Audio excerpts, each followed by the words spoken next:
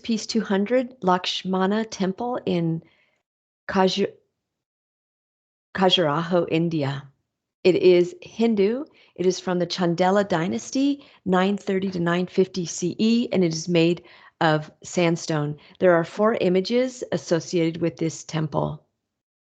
The context is this is built by King Yashovarman, who was a leader in the Chandela dynasty.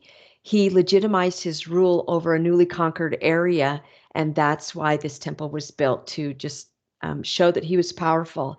90 temples were built here, and this is one of 28 that remains. The blue star marks the spot for Khajuraho, India, where this exists.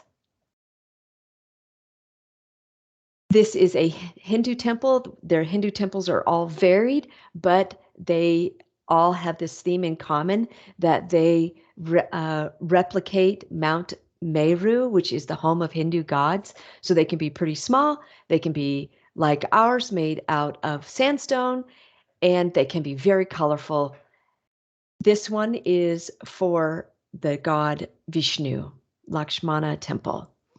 It has a sandstone raised platform called a plinth, and it is done in the Panchayatana temple style. And this means that it has a central temple with a womb chamber right here, but then it has these 4 auxiliary temples, smaller temples on the side, which historically housed variations of the god Vishnu.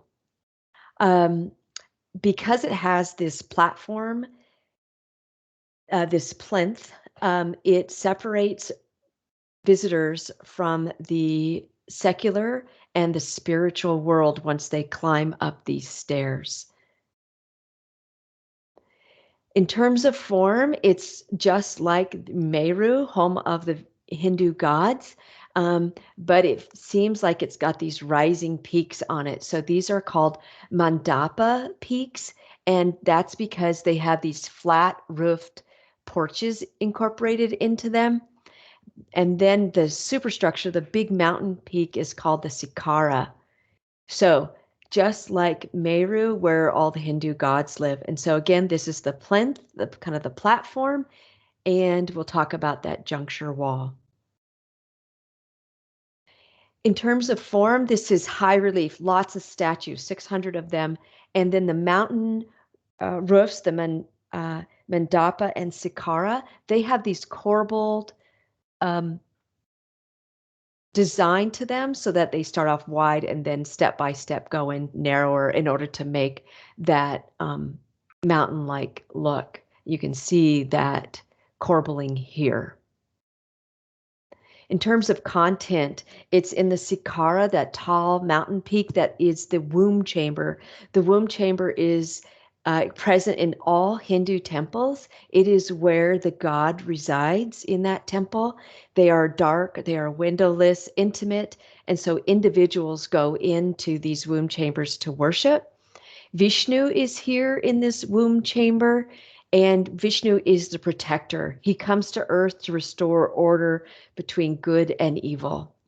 And when a person wants to come to this temple, they first go up the first set of stairs, they walk around on the plinth, and then they climb the next set of stairs through the mandapa, the lower mountains, into the womb chamber that's in the Sikara here. In terms of content also, when they're circumambulating on that plinth, the first thing that they would see is this son of Shiva, Ganesha. And Ganesha is the elephant god, and Ganesha says, or is the Lord of beginnings, who removes obstacles. So this would be the start of your circumambulation when you see Ganesha. And then the next thing that people see are these elephants, actually. These elephants represent all of the Chandela kings. These mighty elephants are used in warfare in India, really common actually in classic dynasties. And then the elephants are followed by all these lively musicians, hunters, soldiers, women, dancers, and these animals are also included. So 600 statues carved in high relief, but they all come together to make a temple. Included in these statues are statues of ideal beauty of women. So we see a woman here who is picking a, a thorn out of her foot, and this little servant is holding up her foot for her, helping her. And she has this round moon face, arched eyebrows, thin nose, full lips, and eyes shaped like lotus petals. Ideal woman. Then, as this person is up on the plinth circumambulating, they come to this kind of niche area. And in this niche area, this is where there are erotic couplings of men and women. This is called mithuna, the state of being a couple. And this is the height of it. The intercourse is the height of it. It represents, some think, there are lots of theories, maybe it represents moksha, which is the final release from the cycle of death and rebirth. In Hindu culture, a person re, reinvents, or excuse me, oh, forget what's the word. Oh, I know the word. They go through this cycle of life and death, reincarnation. And once they reach moksha, then they are done with that. And that's the striving. People want to be done. They want to reach that higher state of being. The union of male and female, another theory says, drives the universe's creation. Another theory says that this was a response to a variant Hindu faith that was present during the Chandela dynasty, and so they were fighting against it using these sculptures of men and women coupling.